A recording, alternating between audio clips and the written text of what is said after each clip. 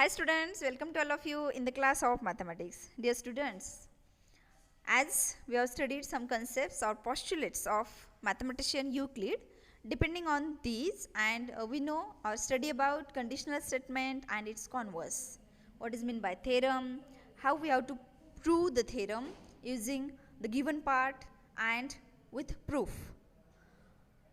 Depending on the conditional statement and its converse, today we are going to solve practice set 1.3. So let us see first question of practice set 1.3, that is, write the following statements in if then form. Students, see, the given statement is the opposite angles of a parallelogram are congruent. The opposite angles of a parallelogram are congruent. This is our given statement, and we have to convert this statement in if then form. That means the given statement we have to convert in conditional statement. Okay, so we write its solution. See, here there are two parts in this given statement: the opposite angles of parallelogram and that opposite angles are congruent. These two statements we have to use the phrase if then. And see how we have to write the solution. If a quadrilateral is a parallelogram, then the opposite angles of that quadrilateral are congruent. If a quadrilateral is parallelogram, then the opposite angles of that quadrilateral are congruent. The same statement we write using if then. Now this is in if then form. Now let us see second statement, that is, the diagonals of rectangle are congruent. That means here a quadrilateral is rectangle and diagonals are congruent. These two statements are given and we have to use if then.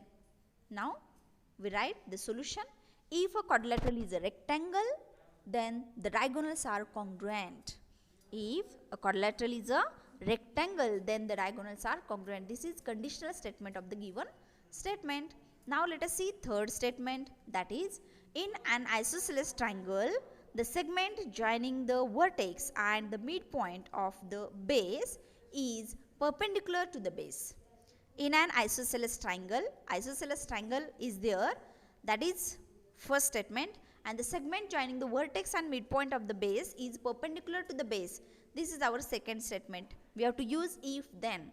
Now let us write the conditional statement. If a triangle is an isosceles triangle, then segment joining the vertex of triangle and midpoint of the base is perpendicular to the base. This is the conditional statement. In the given statement we use if then, and therefore the given statement converted into conditional statement. Okay, now let us see question number 2. Write converses of the following statements. Here, see students, some statements are given. As in question number 1 we write conditional statements. In question number 2 we have to write the converses of the conditional statement. Here first is given the alternate angles formed by two parallel lines and their transversal are congruent. The alternate angles formed by two parallel lines and their transversal are congruent. If two parallel lines are given and if there is a transversal of that parallel lines, then the alternate angles formed are congruent. This statement is given and we have to write its solution, its converse, and that is, if the alternate angles made by two lines and their transversal are congruent, then the two lines are parallel. Here it is given in the form of, if the two lines are parallel, then the alternate angles formed by their transversal are congruent.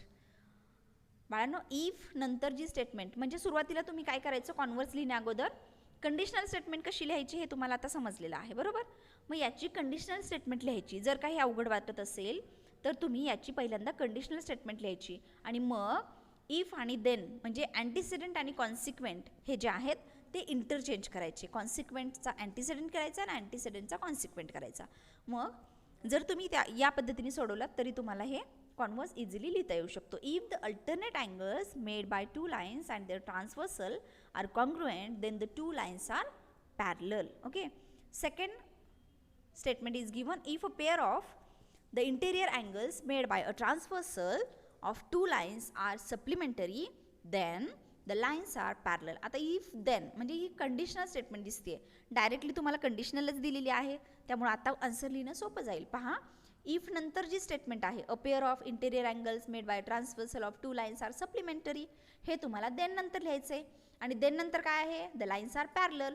मग तुम्ही answer काय लिहिणार, if the lines are parallel, if the two lines are parallel are intersected by a transversal आणि ते ट्रान्सवर्सलनी intersect होत आहेत, then the interior angles formed by the transversal are supplementary.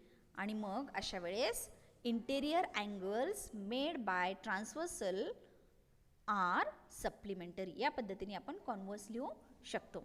Third statement पहा दिलेली आहे, the diagonals of a rectangle are congruent. The diagonals of a rectangle are congruent.